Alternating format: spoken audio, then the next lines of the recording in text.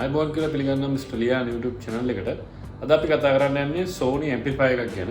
මේක XM-N502 කියන 2Channel 500W amplifier එක. මේක ඕන ලොකු පොඩි වැඩකට හොඳට use කරන්න පුළුවන් amp එකක්. අපි මේක ගැන විස්තර unboxing කරන ගමන් බලමු.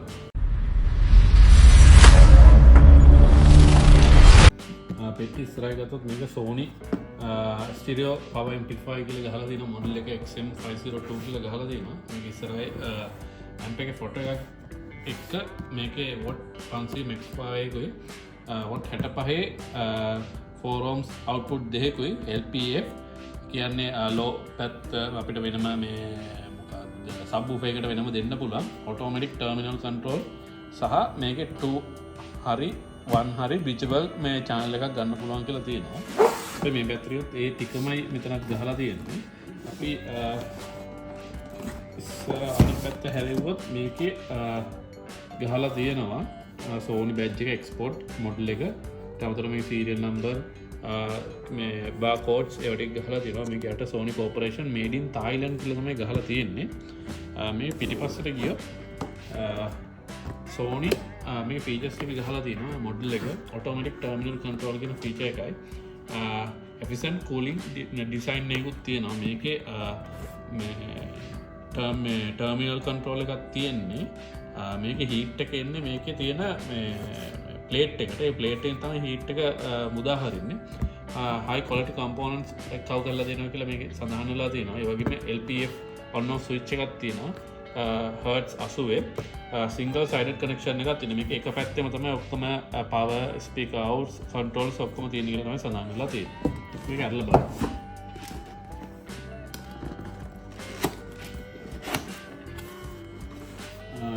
මේක ඉස්සලා ඕපන් කරාම මේකේ රබර් බුෂ් එකක් වගේ බලා ගන්න තියෙනවා ඊට අමතරව එන හතරක් තියෙනවා මේක මේ මවුන්ට් කරන මේ jack set එකක් තියෙනවා මේක jack set එක power jack එකක් නෙමෙයි මේක speaker output jack එක අපි මේ jack එක ගොඩක්ම පාවිච්චි වෙන්නේ මේ ගොඩක් Japanese players වලට මේ RC output එන්නේ අපිට speaker දෙකෙන් out එකක් අරගෙන ඒකේ signal එකෙන් මේකට මේ දෙන්න පුළුවන් මේ amplifier output එක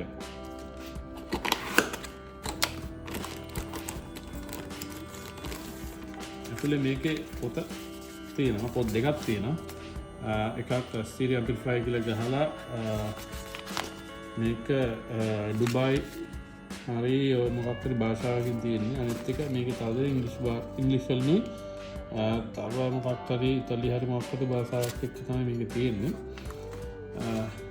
මේක අරගෙන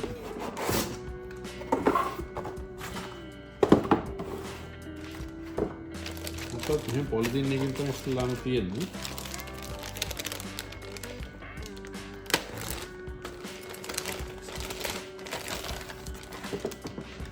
මේ පිටිපස්සෙන් ගත්තොත් මේකේ Sony badge එකත් එක්ක model එක ඊට අමතරව මේ serial number එක ගහලා එනවා barcode එකකුත් එක්ක සහ මේකේ තත්ත්ව සාධකත් එක්ක ඉස්සරහා පැත්තට ගත්තොත් මේකේ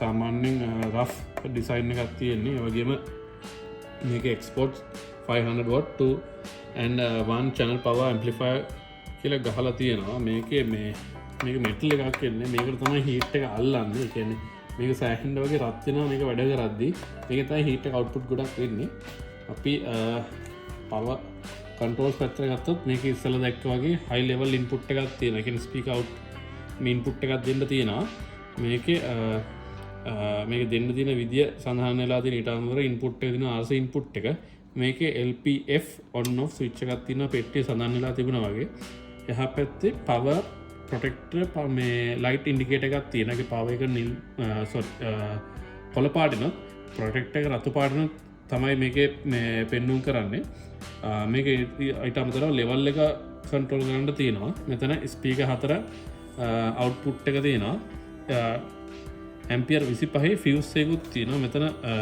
set එකකින් එන remote line එක current line එක ground line එක කියන්නේ ධන ඍණ line දෙක මෙහෙම සඳහන් වෙලා තියෙනවා මේ design එක ගත්තොත් design එකත් ලස්සන design එකක් තියෙනවා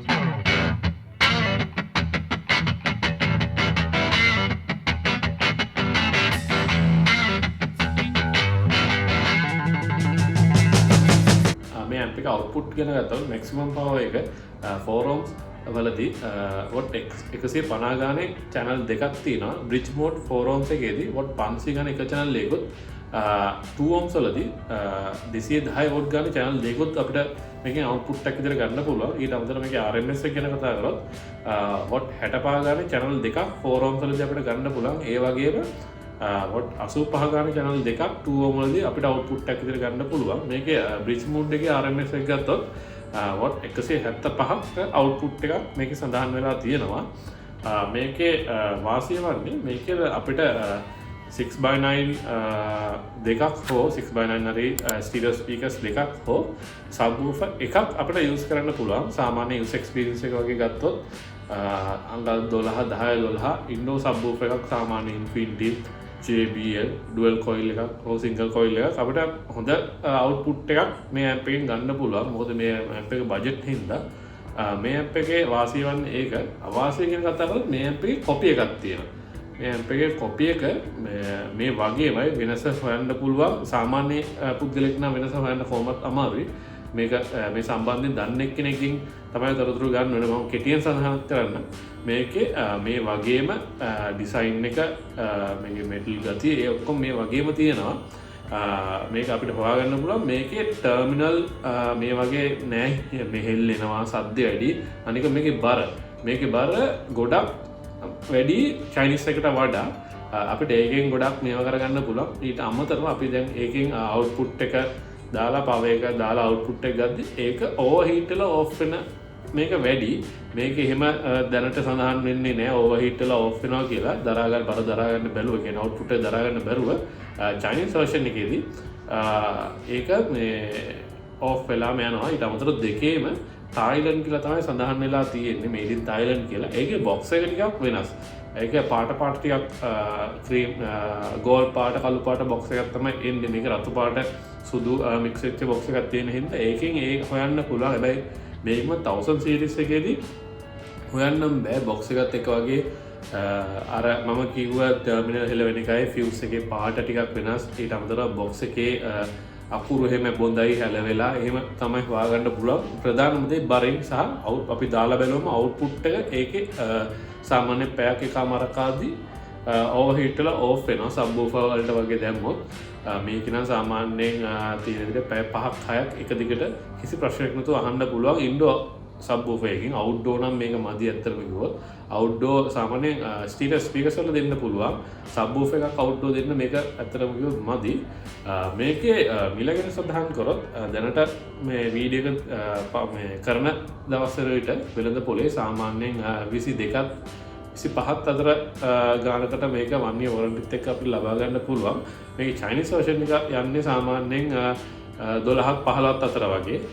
ගොඩක් අය ඒකත් අර මුදලට විකුණනවා ඔරිජිනල් එක කියලා. චුට්ටක් බලලා ගන්න අපි ඉස්සරහට මේකේ චයිනීස් වර්ෂන් එක සහ ඔරිජිනල් වර්ෂන් එක කම්පැරිසන් එකක් කරන බලාපොරොත්තු වෙමින් ඉන්නවා. හරි අපි මේ වීඩියෝ එක දැන්ට අවසන් කරනවා. අපි ඊළඟ වීඩියෝ එකකින් නැවත හම්බ වෙමු.